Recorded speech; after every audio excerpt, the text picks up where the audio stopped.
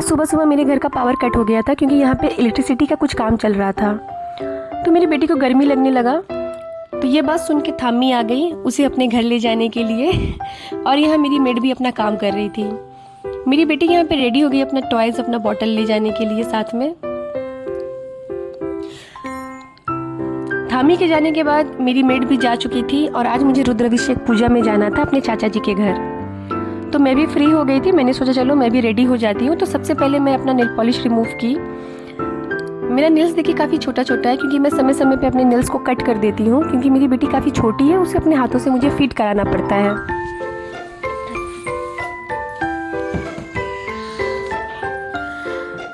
और nail polish भी मैं ओकेजनली ही लगाती हूँ और कोशिश करती हूँ कि जब भी मैं आऊँ तो मैं अपना नेल पॉलिश रिमूव कर लूँ। तो उसके बाद मैं सोच रही थी मैं कौन सी साड़ी पहनूँ, फिर मुझे याद आया कि मेरे पास कई सारी ग्रीन साड़ी है, तो उसी में से कोई एक पहन लेती हूँ। तो मैंने डिसाइड किया कि मैं ये साड़ी पहनूंगी। साड़ी निकालने के बाद मैंने सोचा चलो नेल पॉलिश भी लगा लेते हैं। तो मेरे पास 2 ग्रीन कलर का नेल पॉलिश अवेलेबल था, तो उसमें से मुझे लगा कि ये जो नेल पॉलिश है ये अच्छे से साड़ी के साथ जाएगा। नेल पॉलिश तो मैं लगा ली, लेकिन मेरा नेल पॉलिश सूख ही नहीं रहा था क्योंकि यहाँ पे पावर कट हो चुका था। तो मुझे एक हैक याद आया कि नेल पॉलिश लगे हुए फिंगर को अगर आप ठंडे पानी में चिल्ड वाटर में डिप करके रखिएगा तो जो नेल पेंट है वो जल्दी सूख जाता है।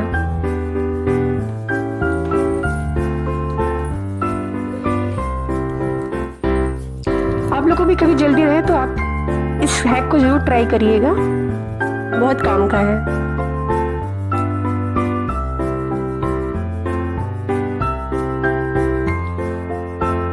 साथ ही मैं सोच रही थी मेरा बेटा कब आएगा, क्योंकि घर के सभी मेंबर जा चुके थे और मैं अपने बेटे का वेट कर रही थी। यहाँ मेरा बेटा भी आ चुका है। मैं अपने बेटे को फ्रेश कर दी, फिर मैंने उसे लंच दिया। मैंने कहा तुम लंच करो, लंच करने के बाद हम लोग सब साथ में चलेंगे और मैं भी जा रही हूँ रेडी होने के लिए। तो मैं यहाँ रेडी होने के लिए आ तो गई, पर मेरा बिल्कुल रेडी होने का मन नहीं था। मेरा मेकअप करने का तो एकदम ही मन नहीं था, इतना गर्मी लग रहा था कि क्या बताऊँ।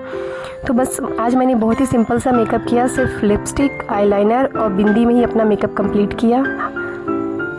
मुझे जहाँ जाना था वो बस 10 से 15 मिनट का वॉकिंग डिस्टेंस पे था, इसीलिए मैं सिर्फ रिक्शा ली। वहाँ पहुँचती मेरी मुलाकात मेरी ननद से हुई, तो हम लोग बात करते करते रुद्राभिषेक पूजा में भी पहुँच गए। यहाँ पहुँच के मेरी बेटी को अपने क्रॉक्स का बहुत टेंशन हो गया, कहीं इसका क्रॉक्स कोई चोरी ना कर ले। तो वो यहाँ पे रह के उसका रखवाली करने लगी, उसके साथ खेलने लगी। तो मुझे भी लगा कि चलो ठीक है, कहीं तो बिजी है, यहाँ वहाँ भाग तो नहीं रही है।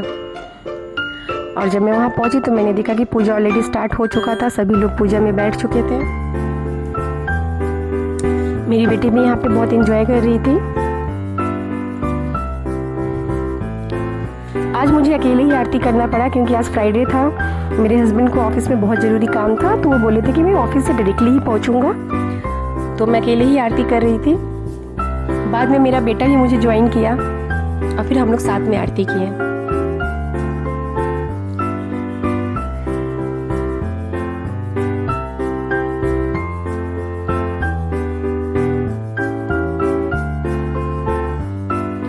भगवान जी का श्रृंगार बहुत ही अच्छा हुआ था, मुझे तो बहुत अच्छे लग रहे थे। आप लोग को कैसे लग रहे थे आप लोग कमेंट में बताइएगा।